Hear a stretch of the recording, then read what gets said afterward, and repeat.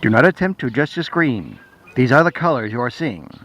Botcon 2010 Autobot Spark, today in Guerrilla Reviews. Autobot Spark is based off of, at least in off of the G1, late G1, European G2 Pyro. Now for legal reasons they couldn't use the name at the time, so they just kind of, in a cute little bit, put the name Pyro as his nickname in the bio card.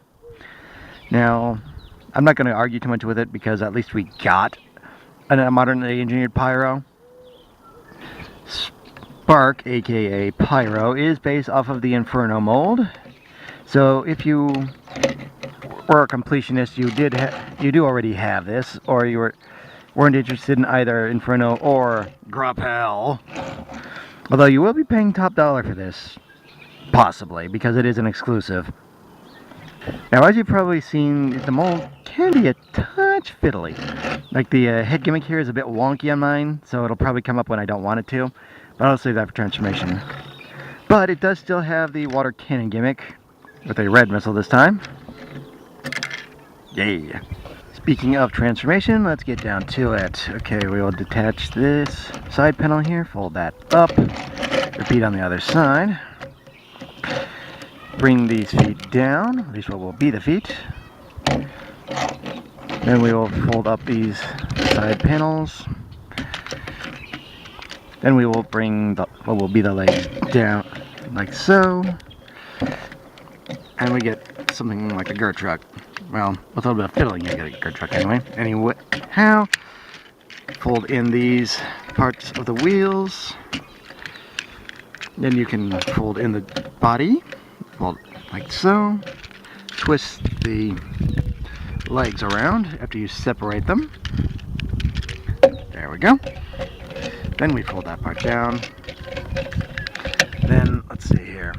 Separate this part of the body. Fold inward for the shoulder armor. Then we bring them around for the arms. Come on. Okay, see what I mean? Sometimes it just doesn't want to work at all. Okay, we'll save that part for the end. Then we'll pull the shoulder pauldrons that way. This'll put that there. Okay, now we're almost complete. Now just to carefully, okay, here we go. Ah, jeez. Okay, there we go. Now we will bring the head around, like so, then we'll fold that in. And there we go. Botcon Spark, aka Pyro, in robot mode. Now, part of the problem with why the gimmick doesn't work for the head reveal is that these parts right here kind of get stuck, kind of making the gimmick a little bit useless. But still, at least it is partially there, even if it does take a little bit of work. And you still get a very nice robot mode with some very interesting light piping. Well, when it's not in the shadows. As for articulation, the head does rotate and do a little bit of up and down. Shoulders, well, you got this thing that does that. Shoulder joint there. Ratcheted joint there.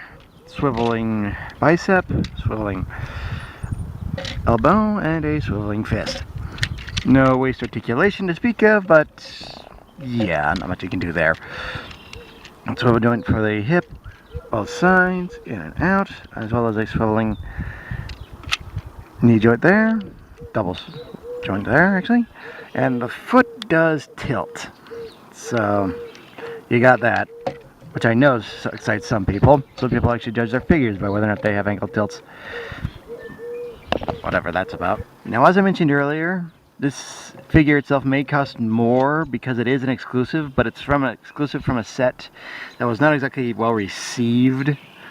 Mostly because it used a lot of figures from the Universe and Classics line that people already had already. So your individual results may vary, but if this figure really, really excites you, you can't go wrong, especially if you're a mold completionist. Okay, that wraps up this Guerrilla review. I am the Deceptiwolf. This has been Botcon Spark, aka Pyro, and again I remind you all, free your mind, free your toys.